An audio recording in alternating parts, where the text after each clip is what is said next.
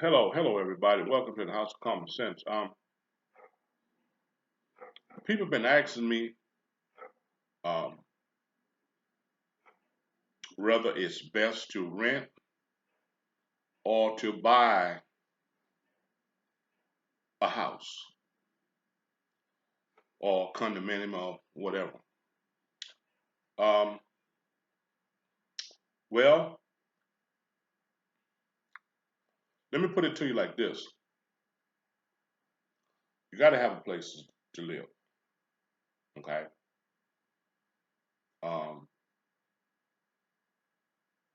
if you got an apartment or a condominium, or if you're renting a house, if you're gonna rent, all right, you got a monthly bill. You got to pay your rent. If you buy a home, you buy a house, you got to make your mortgage payment. So you're going to have a bill either way.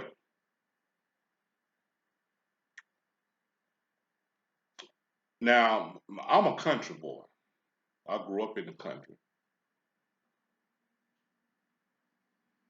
I don't like apartment renting. All right. I sort of despise living in an apartment. Uh, Parking is crappy. Um, you got to hear other people noise that they make late at night.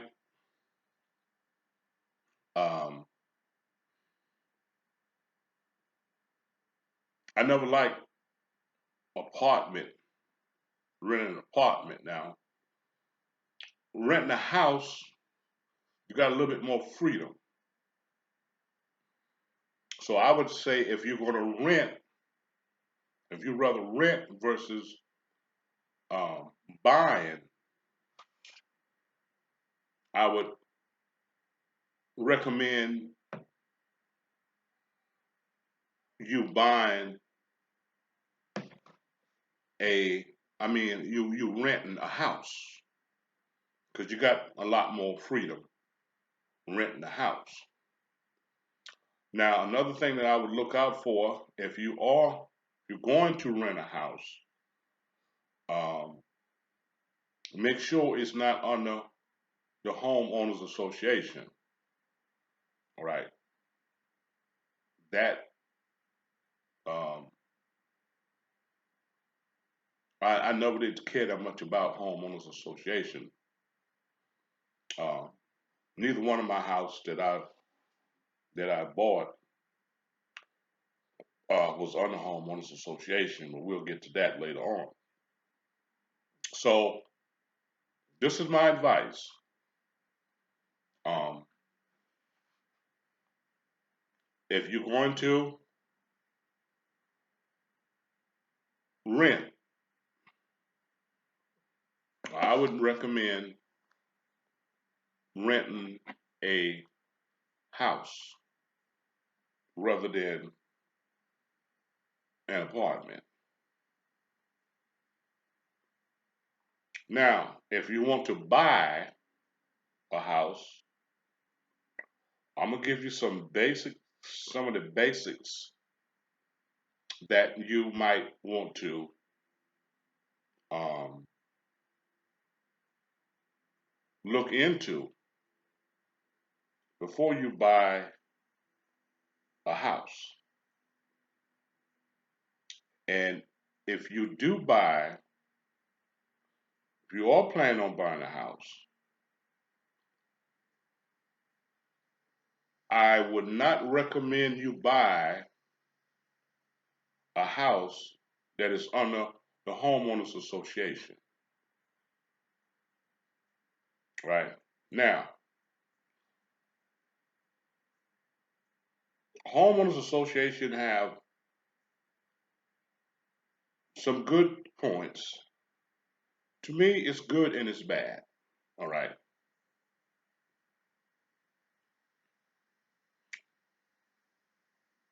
You're regulated on the homeowners association, and you have to pay a homeowners association fee.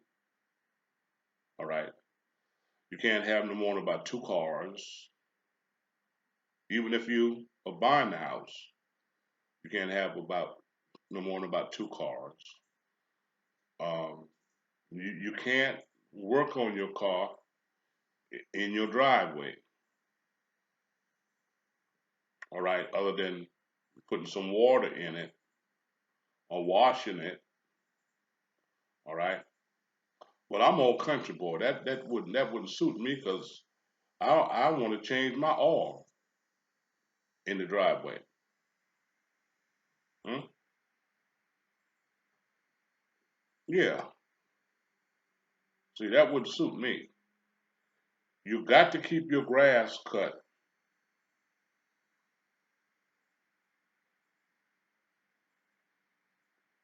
See, uh, you can't have a lot of folks coming over to your house because they don't want you parking on the grass, and you can't block other people's driveway.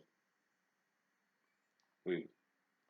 So I never really cared that much about homeowners association. Now, the good thing about it is that they enforce having your property, keeping your property up. Okay, you can't have a lot of trash around the house. You know,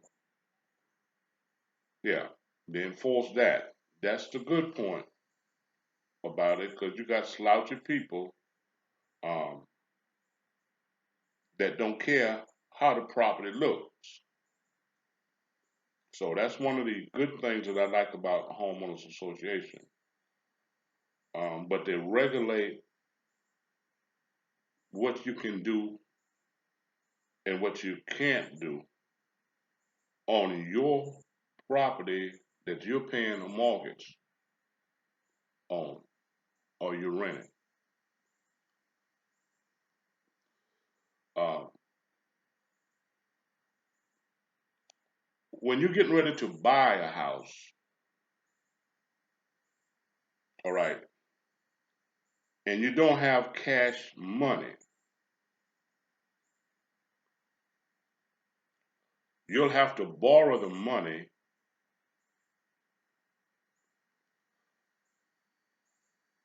to buy the house.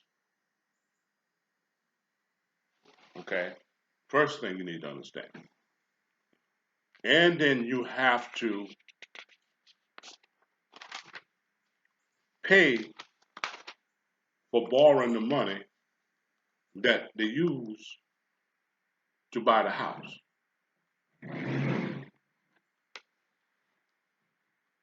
Okay, so you're actually taking out two loans: a loan to buy the house and a loan to borrow the money to buy the house. That's the foundation of it. All right.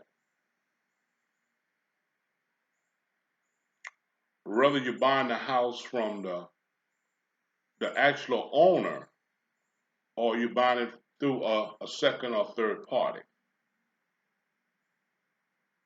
All right. Because everybody that's associated with the sale want to get paid. All right. And they're going to get paid after the closing. Now, you got something called ARP. All right. Now, let's just use, for example, um, that The house that you want is 200, is on the market for $250,000.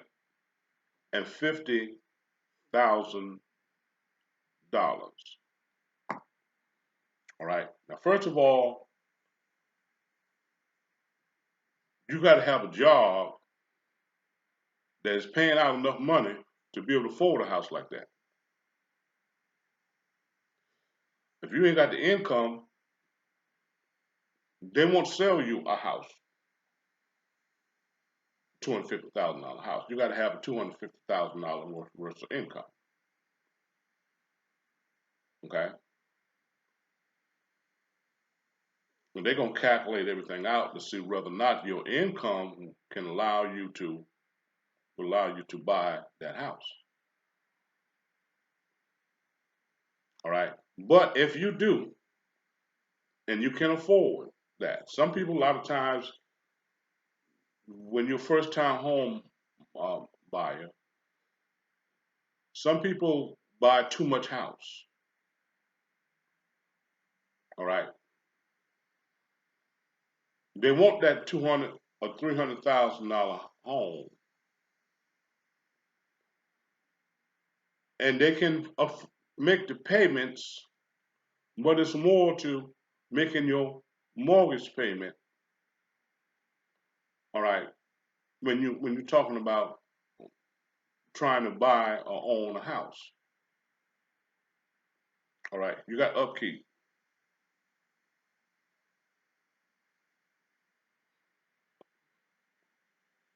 Hmm? Refrigerator, stove might go out. Hot water heater might go out.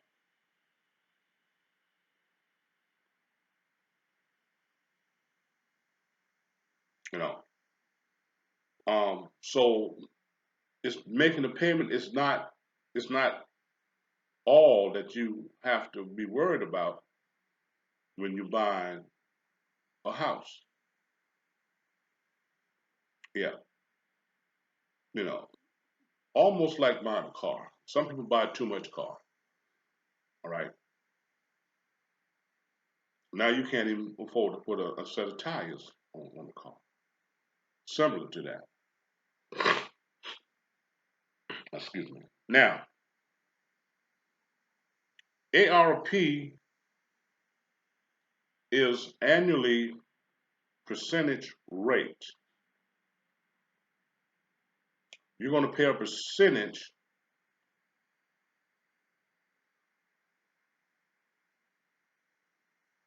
every year,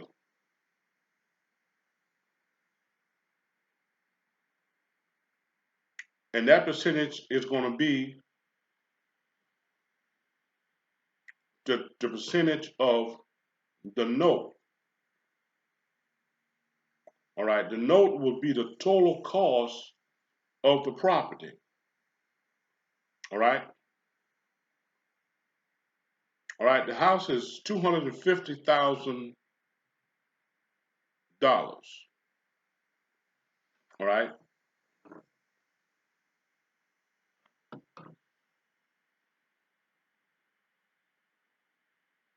but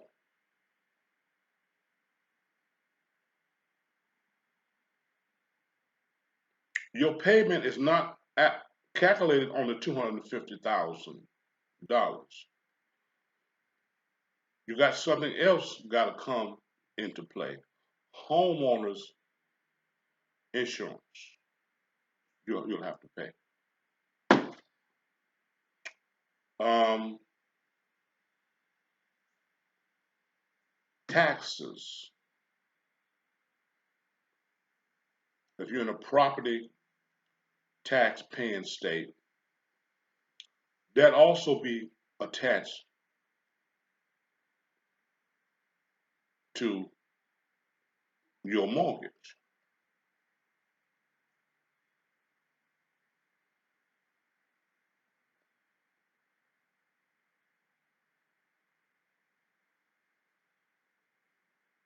But they'll calculate that with your and come out with a payment.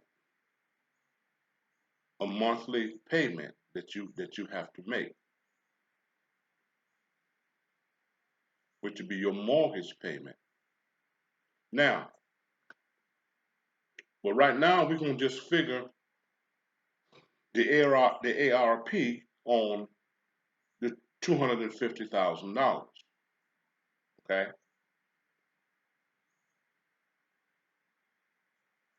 If you got good credit, then your interest will be low.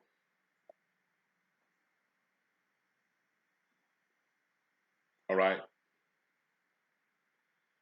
Now, let's say that you got pretty good credit and the bank will finance you at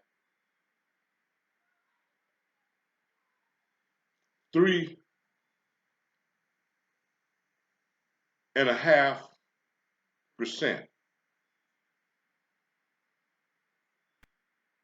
annual percentage rate. All right. Now, so you would say 250. I am so sorry. Okay. 250. Bum, bum, bum, bum, bum. $250,000 time 3.5%.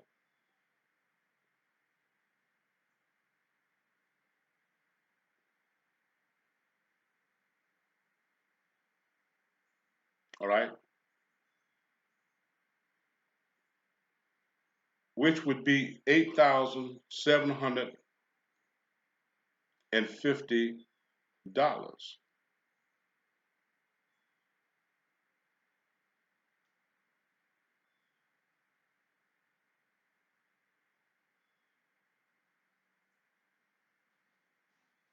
$8,750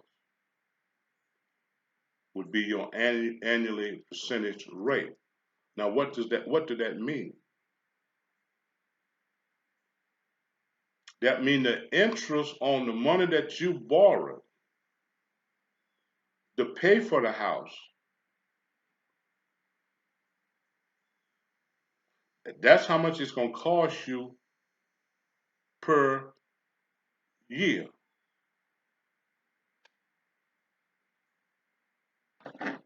And you might say, well, mortgage is a scam. Well, not really. That's just the way the system is set up. You got to pay for using their money. Okay? You got to pay for using their money. Hmm? So the first $8,700 or $8,700 that you pay a year goes directly to the interest.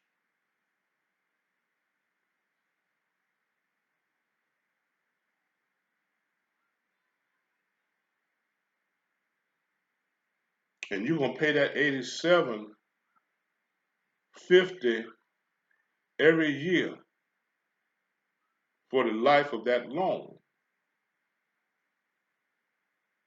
Now, most homeowners buy on a 30-year fixed mortgage. Now that 3.5% is a fixed rate.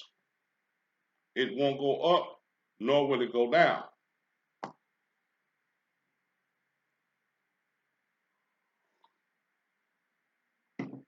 You can never change that.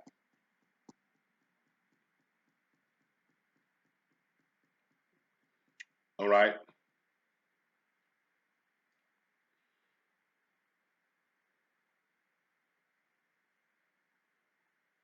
could never change that.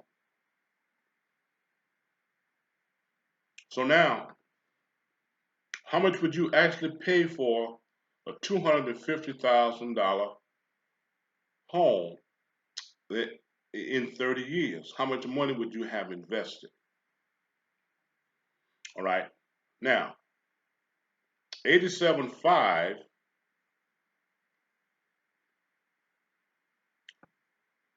87.50 times 30, because it's going to take you 30 years. You're on a fixed mortgage rate of 30 years.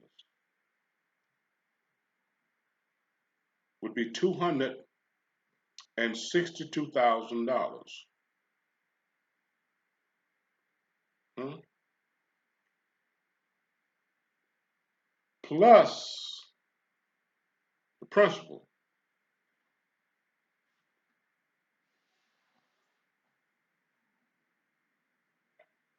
which is 250,000.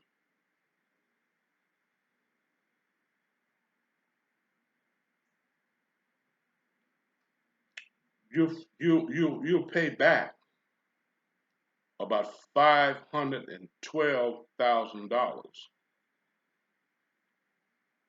for a $250,000 home.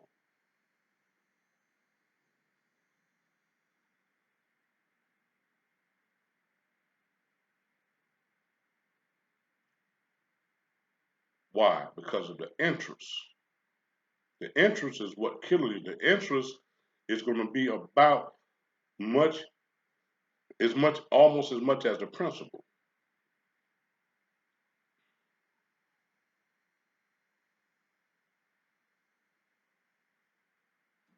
Now, you can bring the principal down, but the interest is going to stay the same.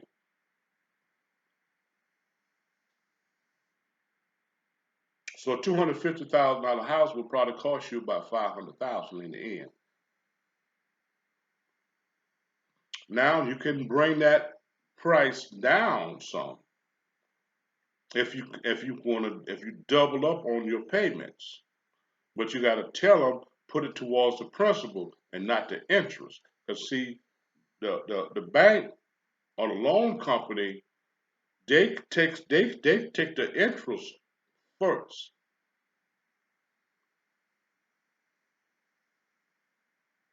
Yeah. So for the first 5, 10, 15 years, you basically ain't paying nothing but interest.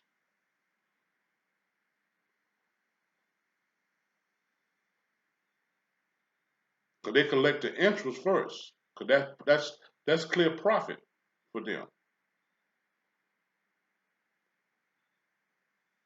All right. First 15 years on that loan, you basically ain't hardly touched none of the principal. All of it went towards the interest. They collect the interest first. So if you're going to make an extra payment, you have to tell them, I want this to go towards the principal. All right. See, you want to knock that principal down. Because see, that 3% is going to be on the principal. So you knock the principal down, that 3.5% is always against the principal, whether it's high or whether it's low.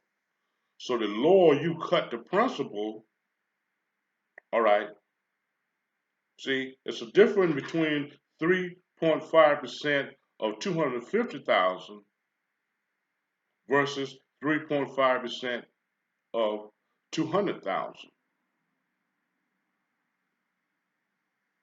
See,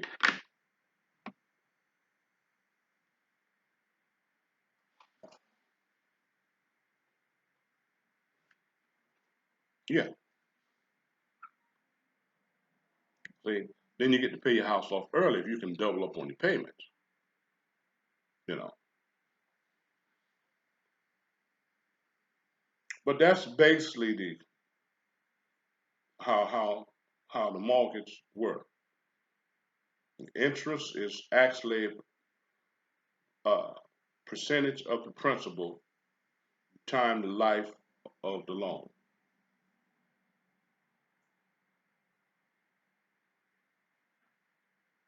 Now, when the lawyer is there, and which if you don't have your personal lawyer there, there will be a lawyer there, but he's basically not representing you. He's just there to make sure everything go down is legit, and that he get your signature on everything.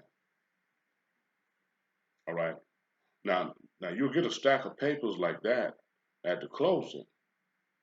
A lot of that paperwork, all right, ain't worth the ink that it's written on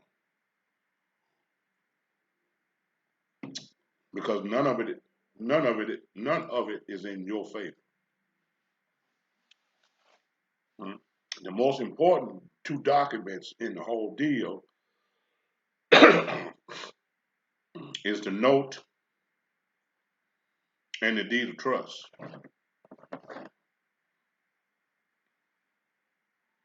because that's what they're going to deposit into the bank as cash or to the loan company.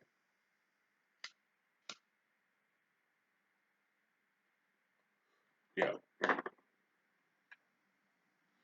but all that paperwork they give you, all right, you can sit there and read it all, but basically, none of it is basically in your favor. The only thing is in your favor is that you got to make those monthly mortgage payments. If you don't make the monthly mortgage payment, and they'll foreclose on the property, uh, and send the sheriff out there to kick you out.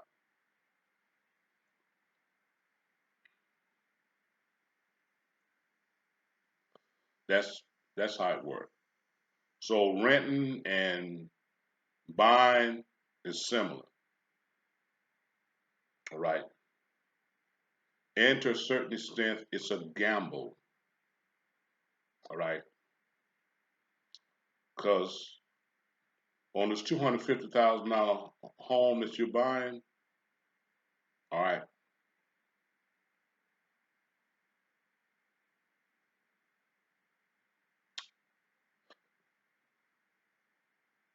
you got to keep a job.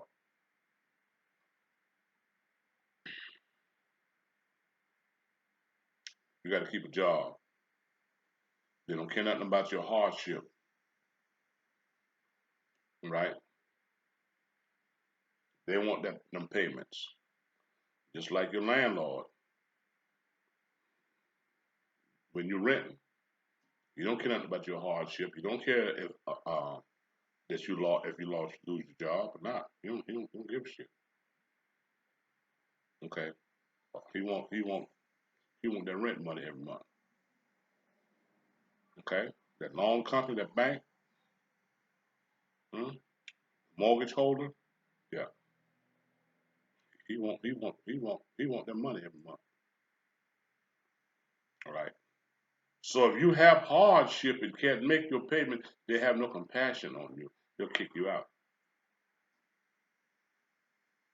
Now you lost all your down payment. If you put down a down payment, you lost that. You lost all your the upkeep and everything. The big boys rake in all the chips. Okay. So either or, it's a risk. All right. If you get an eviction, it goes against your credit. If you have a foreclosure against you, it goes against your credit.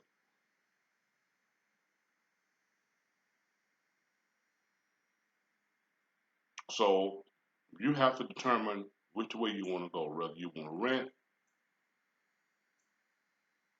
whether you want to buy.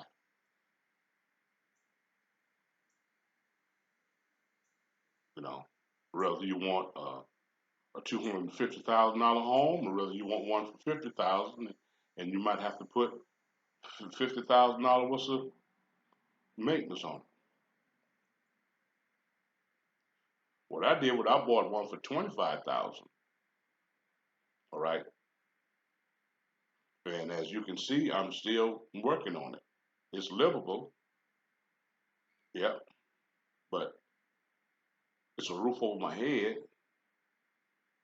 Uh, I'm doing a little here and a little here till I get it fixed up like I want it. I ain't too much worried about doing a lot of work on it anyway. I'm 68 years old. And the next 5, 10, 50, maybe 20, I might get my God might spend me 20 more years. I'll be dead anyway. Somebody else will have to fix it up. Okay? So I do a little bit here and a little bit there. Huh? I ain't got nobody to leave it to other than my girlfriend or a family member. I don't have no kids.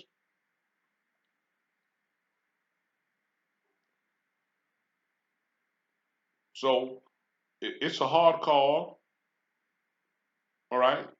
If you got some construction skill about you, if you got some construction skills,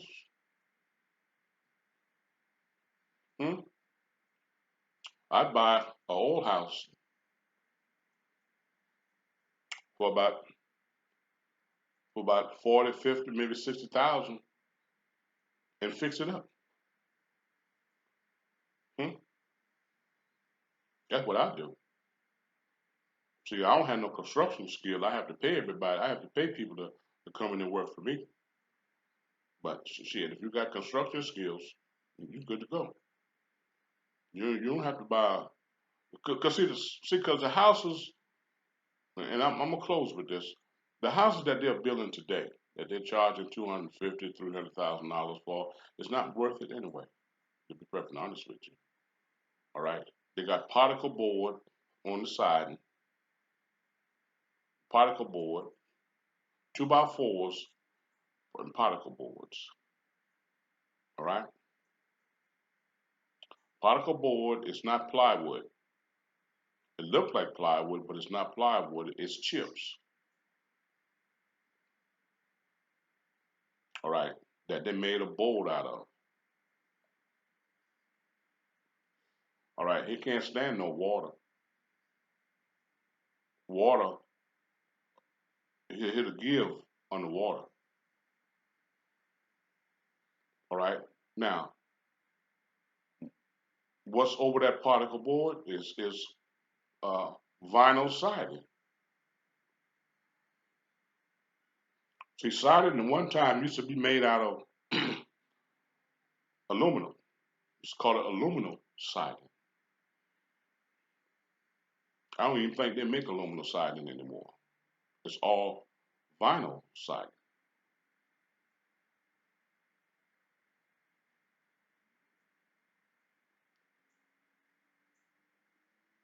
They don't use the regular insulation like they used back in the day. They spray the insulation in.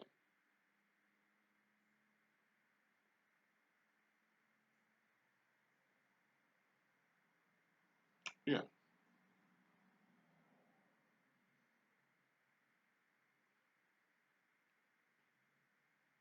So these houses that they got on the market now, okay, you don't see no brick houses. Very few brick houses. And when you see somebody, uh, when you see a brick house, all right, that person has some money. Now my house, I have a brick house. It's an old brick house. Yeah. But these houses nowadays that they're putting up, all right, they want 250,000, 300,000 for that house. The house ain't worth that kind of money. Okay, you really don't have no privacy.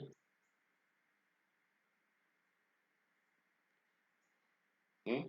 Got to keep the curtains and your blinds down all the time. You don't know who looking in your house with them binoculars. Yeah, yeah. So I wouldn't pay 250,000, 300,000 on up if a house ain't got no brick on it. It ain't worth it. A strong wind come along and you got vinyl siding on out there on the side. Then blow the sides, some of the siding off of the house. They're not worth it. They're not gonna stand up under a good hard storm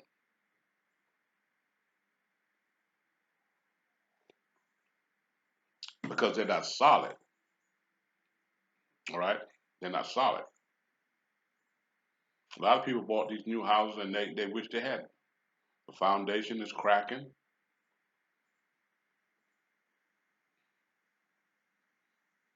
Hmm?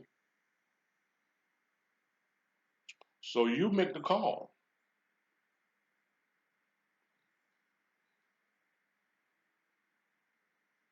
or whether you want to rent, or whether you want to buy. But you got to keep a job. If you're buying, you got to keep a job. You can't get out of that contract.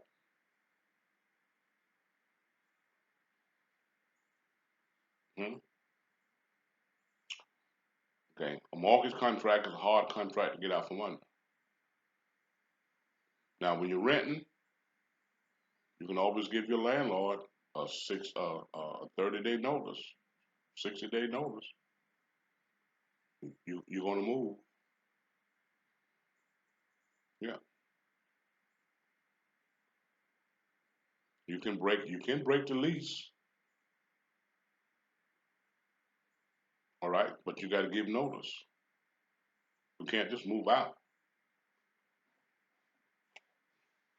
You give them notice. Look, so and so and so and so. I got to go. With a mortgage, it ain't that simple.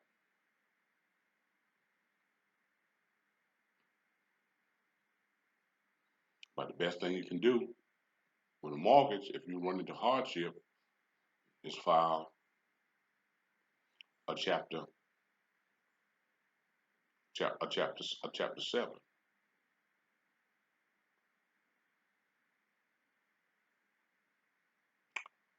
Well, a lot of people want to file a 13, but a 13 is saying that you want to make the payments, all right?